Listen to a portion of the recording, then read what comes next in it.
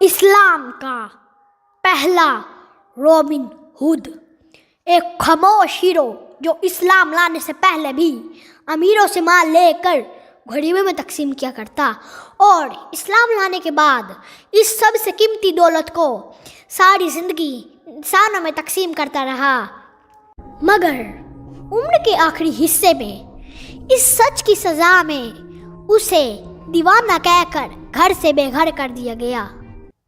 نبی کریم صلی اللہ علیہ وسلم نے فرمایا، اس آسمان کے نیچے ابو ذر سے زیادہ سچا انسان اور کوئی نہیں، اور یہ بھی فرمایا، ابو ذر تم اس دنیا میں اکیلے آئے تھے، اس دنیا سے اکیلے ہی جاؤ گے اور قیامت والے دن اکیلے ہی اٹھائے جاؤ گے۔ آج افسوس اس بات کا ہے کہ دنیا کے مسلمان آئرن مین، بیٹ مین، سپر مین جیسے فرضی ہیروز کا نام تو یاد رکھتے ہیں، لیکن اس اصل زندگی کے ہیرو کا نام اکثر لوگوں کو یاد نہیں۔ ہم بات کر رہے ہیں صحابہ رسول حضرت ابو ذر غفاری رضی اللہ تعالیٰ عنہ کی۔ حضرت ابو ذر کا اصل نام جندب بن جنادہ تھا، قبیلہ غفار سے تعلق تھا جو مکہ اور مدینہ کے درمیان واقع تھا۔ یہ قبیلہ ڈاکہ زنی میں مشہور تھا، مگر انہی میں سے ایک شخص دل سے سچا، انصاف پسند اور بتوں سے نفرت کرنے والا تھا۔ وہ تنہائی میں ایک سچے خدا کی تلاش میں رہتا۔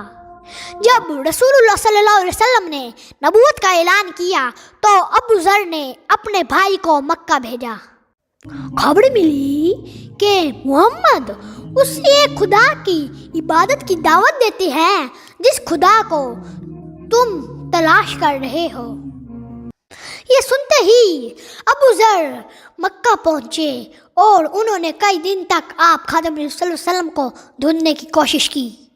اب کسی اور سے تو آپ کے بارے میں پوچھ نہیں سکتے تھے، کیونکہ ان دنوں میں عرب کے مشرک سردار اسلام لانے والوں کے اوپر ظلم اٹھاتے تھے۔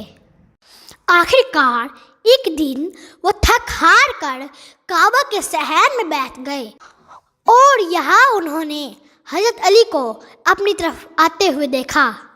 حضرت علی نے ان کی طرف دیکھا اور اخلاقاً پوچھا، آپ کون ہیں اور کس لیے آئے ہیں؟ ابو ذر غفاری نے بتایا، میں پردیسی ہوں اور یہاں پہ کسی کام کے لیے آیا ہوں، وہ کام میں آپ کو نہیں بتا سکتا۔ حضرت علی نے کہا، آپ میرے ساتھ چلے، آپ میرے مہمان ہیں۔ 3 دن تک حضرت ابو ذر غفاری ان کے گھر میں رہے۔ نہ حضرت علی نے پوچھا وہ کام کیا تھا اور نہ حضرت ابو ذر غفاری نے بتایا۔ پھر 3 دن بعد گھر چھوڑ کے جاتے ہوئے حضرت ابو ذر غفاری نے سوچا، یہ شخص تو انتہائی نیک اور مہربان آدمی ہے، کیوں نہ اس سے دل کی بات کی جائے۔ آخر ابو ذر غفاری نے ڈرتے ڈرتے حضرت علی سے پوچھا کہ تم محمد کو جانتے ہو؟ حضرت علی نے فرمایا، جی ہاں، وہ اللہ کے نبی ہے اور میں انہی کے دین پر ہوں۔ اور یوں ان کے حق کی تلاش رسول اللہ تک پہنچ کر ختم ہوئی، کیونکہ رات کی تاریکی میں حضرت علی انہیں لے کر رسول اللہ کے پاس پہنچے۔ رسول اللہ نے قرآن کی چند آیت پڑھ کے سنائی تو وہ بول اٹھے، میں گواہی دیتا ہوں کہ اللہ کے سوا کوئی معبود نہیں اور محمد ان کے رسول ہے۔ ایمان لانے کے بعد رسول اللہ نے انہیں نصیحت کی کہ اپنی ایمان کو خفیہ رکھو، کیونکہ مکہ کے لوگ بہت سخت ہیں، وہ تم پر ظلم کریں گے۔ ابو ذر غفاری کی فطرت چونکہ نڈر تھی، اس لیے انہوں نے کعبہ کے سامنے کھڑے ہو کر اعلان کر دیا، قریش، میں ایمان لا چکا ہوں، اب مجھے تمہارا کوئی خوف نہیں، میں گواہی دیتا ہوں کہ اللہ ایک ہے اور محمد ان کے سچے رسول ہے۔ اس اعلان کے بعد ان کو بھی دوسروں کی طرح مار پیٹ کا نشانہ بنا دیا گیا، لیکن ابو ذر غفاری مسلسل کہتے رہے کہ محمد سچے ہے اور میں ان کے ساتھ کھڑا ہوں، چاہے میری جان ہی کیوں نہ چلی جائے۔ یہ تھے اصل سپر ہیرو، سپر مین۔ حضرت ابو ذر غفاری کی زندگی سادگی، صداقت اور تقوی کی تصویر تھی۔ نبی کریم نے ان کے بارے میں فرمایا تھا، اس आसमान के नीचे, इस जमीन के ऊपर अबू जर से ज्यादा सच्चा इंसान और कोई नहीं। जोहद में यानी दुनिया की बेपरवाही के अंदर ईसा इब्ने मरियम की तरह है। ईमान लाने के बाद वो अपने कबीला वापस पहुंचे जो कि मक्का से 80 से 90 मील दूर था। इसके बाद उन्होंने अपनी माँ और भाई को भी इस्लाम की दावत दी। उन्होंने तो खुशी से इस्लाम कबूल कर लिया, मगर बुतों की पूजा करने वाले कबीले ने अबू जर को कहा, अबू जर तुम हमारे कबीले से निकल जाओ, क्योंकि तुमने ऐसी बातें करके हमारे खुदा को नाराज कर दिया है, इसलिए यहाँ पर बारिशें आना बंद हो गई है। और फिर उन लोगों ने अबू जर गफारी को चैलेंज दिया कि अगर तुम सच्चे हो तो अपने खुदा से कहो कि बारिश बरसा दे, फिर हम तेरे खुदा पर ईमान ले आएंगे। जब अबू जर गफारी ने सुना तो वो एक बड़े मैदान में गए और हाथ उठाकर अल्लाह से दुआ मांगने लगे। और देखते ही देखते बादल छा गए और बारिश बरसने लगी। इस करामत को देखकर लोगों के दिल पिघल गए और पूरा का पूरा कबीला हजरत अबू जर गफारी के हाथ पर इस्लाम ले आया। अपने कबीले के साथ रहते हुए इब्तिदाई ग़ज़वात जैसे बदर और ओहद में शामिल ना हो सके, लेकिन जब रसूलुल्लाह ने मदीना हिजरत की तो हजरत अबू जर गफारी भी मदीना शिफ्ट हो गए। रसूलुल्लाह ने खुद देखकर एक पाक और नेक सीरत खतून से आपका निकाह करवाया। आप हजरत अबू जर गफारी दिन रात मस्जिद नबी में रहते और आप रसूलुल्लाह सल्लल्लाहु अलैहि वसल्लम से कुरान सुनते और सवाल करते, और जो भी सुनते वो दूसरे लोगों तक पहुंचाने की कोशिश करते। इस शख्स को दुनिया की लज्जतों से कोई दिलचस्पी नहीं थी, क्योंकि इसका दिल अल्लाह और उसके रसूल की मोहब्बत से भरा हुआ था। इनकी टोटल नेटवर्थ थी एक चादर, कुछ बकरियां और खजूर पर गुजारा करना। आखिर वक्त आया ग़ज़वा तबूक का और कुरान करीम की आयतें नाजिल हुई, क्योंकि जो इस ग़ज़वा में शिरकत नहीं करेगा वो मुनाफिक डिक्लेयर होगा, क्योंकि मुसलमानों को रोमन एम्पायर टकराना था और रोमन एम्पायर की 1.5 लाख फौज बॉर्डर पर पहुंच गई थी। अब मुसलमानों के पास डू एंड डाई के अलावा और कोई ऑप्शन नहीं था। मदीना से तबूक का फासला तकरीबन 700 किलोमीटर है। अब मुनाफिकीन ने जंग से बचने के लिए बहाने बनाए और रसूलुल्लाह सल्लल्लाहु अलैहि वसल्लम को कहा कि अब हम शरीक नहीं हो सकते। रसूलुल्लाह ने उनकी ज़ाहिरी बातें सुनकर मान लिया, चाहे उनके दिल में जो मर्जी ही क्यों ना हो। अब जंग के लिए मुसलमानों की फौज आगे चल पड़ी और अबू जर पीछे रह गए। उनके ऊँट ने उठने से इनकार कर दिया था और बार बार की कोशिशों के बावजूद नहीं उठा। अब अबू जर गफारी चाहते तो इसे ही बहाना बनाकर रुक जाते, क्योंकि सवारी के बगैर सामान के साथ 700 किलोमीटर चलना इम्पॉसिबल था। पर वो अबू जर गफारी थे जो कभी पीछे नहीं रह सकते थे, इसलिए उन्होंने अपना सादो सामान अपनी पीठ पर लादा और सहरा में चल पड़े।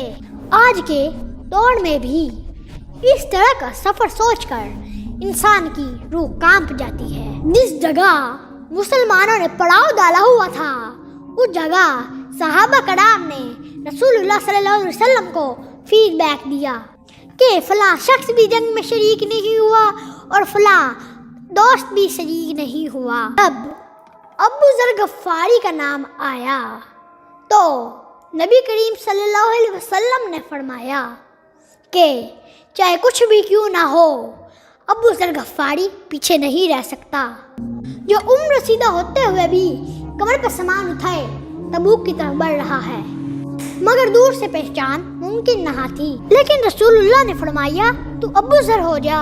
और जब अबू जर कुछ नज़दीक पहुँचे तो सहाबा कराम ये देखकर हैरान हो गए कि ये वाकई में अबू जर है, जिनको देखकर रसूलुल्लाह ने फरमाया अबू जर को देखो, ये अकेला आ रहा है और इस दुनिया से अकेला ही जाएगा। اور قیامت کے دن بھی اکیلا ہی اٹھایا جائے گا۔ نبی کریم صلی اللہ علیہ وسلم نے ایک دفعہ ابو ذر کو فرمایا، ابو ذر تم یہ احد پہاڑ دیکھ رہے ہو، چاہے مجھے اس کے برابر بھی کیوں نہ سونا مل جائے، میں وہ سارا شام ہونے سے پہلے اللہ کی رضا میں صدقہ دے دوں گا۔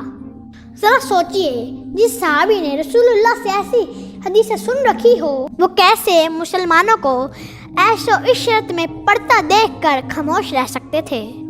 رسول اللہ کی وفات کے بعد جب خلافت قائم ہوئی تو سلطنت بڑھنے لگی، یہاں تک کہ حضرت عثمان کے دور کے اندر حضرت ابو ذر غفاری نے دیکھا کہ دولت کا انبار لگ چکا ہے، دولت کی ریل پیل ہے، لوگوں کے وظیفے لگ رہے ہیں، امراء کے محلات تعمیر ہو رہے ہیں، تو ابو ذر غفاری کو رسول اللہ کی وہ حدیث یاد آ گئی کہ میری امت کا فتنہ مال ہے۔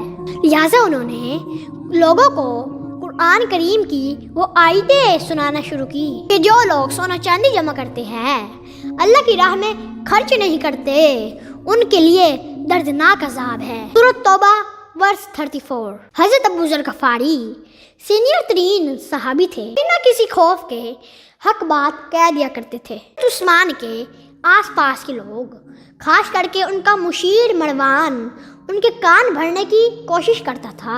ابو ذر غفاری مسلمانوں کے اندر پھود ڈالنے کی کوشش کر رہا ہے، لہٰذا مسلمانوں میں کسی بد نظمی، اختلاف اور خانہ جنگی کے ڈر کے پیش نظر حضرت ابو ذر غفاری کو شام بھیج دیا گیا۔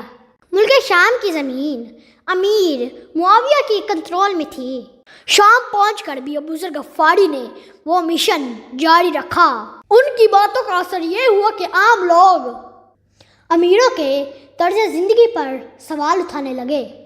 حضرت امیر معاویہ نے بغاوت کے ڈر سے خلیفہ کو شکایت لگائی کہ انہیں واپس مدینہ بلا لے۔ ایک بار پھر مدینہ پہنچ کر حضرت ابو ذر غفاری اپنے مشن سے باز نہ آئے۔